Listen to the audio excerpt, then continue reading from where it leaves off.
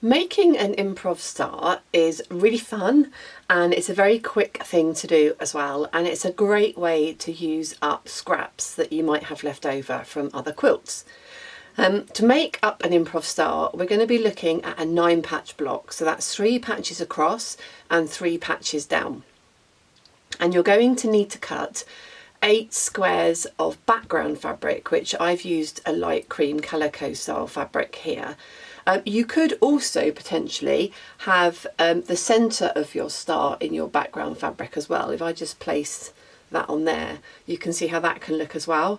So depending on what scraps you've got, you could either cut 9 of your background fabrics, or you can cut 8 and then have the centre of your star in the colour that you're working with. So you're going to cut your background fabrics, and then you're going to hunt around for a pile of scraps. When you've found your scraps, I'm going to make a blue one. We're going to have to think about how to position the scraps onto our square in order to create the star shape. Just looking back at this, you've got 1, 2, 3, 4 that are going to be star points. So I've got 1 square in front of me and I've got 2 scraps. You're going to place your scraps right side down along a diagonal line on your background fabric. You're going to need to make sure that the bottom edge of the fabric goes off the edge of your square, and you're also going to need to make sure that the top edge of your scrap fabric goes off the edge of your background square. When you're doing this for the very first time, it can be a good idea to sometimes press in a 1/4 inch seam allowance, either finger press it or with an iron, just to give you an idea of how your shape might get placed. So with this one here, if I was to then fold that back along that 1/4 inch line, you can see that my point is running off at the bottom, but that the top point is going right up into the corner of the square. Now that's okay, but what it will mean is that when I join anything next to that, I'm going to lose the very point of my star. So because it's improv, that wouldn't matter, but if you didn't want to lose the point of your star, you would just need to move that down ever so slightly, so that when you fold it back, you can see that you've got your 1/4 inch space at the top for joining into your next piece of fabric. So we would find a scrap and put it on the diagonal, and then we're going to stitch that in place using our 1/4 inch seam allowance.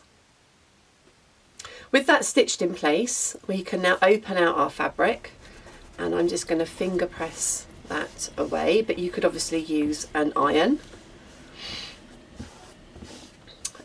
Doesn't matter that we're not halfway across the bottom of our square, because this is improv, so the square is going to look a bit jaunty. Sometimes your points might match, and sometimes they might not. So we're going to come to add the second fabric. If you want to make sure that your points at the bottom don't have a gap, then you're going to need to make sure that your fabrics are overlapping at your 1/4 inch up from the bottom. So for example, if that one went on there and got folded back, then those would match. Again, because it's improv, I don't really worry too much about how the points are coming out. I just find my scrap and I position it onto my fabric. So again, I'm coming up the other side now. So we put 1 on that side, I'm now coming up this side. So I think that's going to look okay. I can just fold it back and just get a rough idea. Yeah, I'm happy with that. So I'm going to stitch that one in place. So this one is now stitched in place, and I'm just going to finger press that one back as well. So now I've got the 2 points of my star attached. I'm just going to fold over my square, and now I'm going to trim this square back to its original size.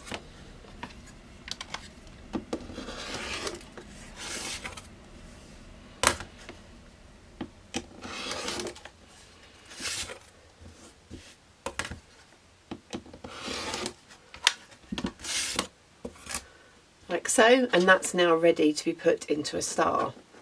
The scraps that I was using in that example were all rectangles, but there are no reasons why you can't use, for example, a triangular scrap. and you might have those left over from a selection of projects.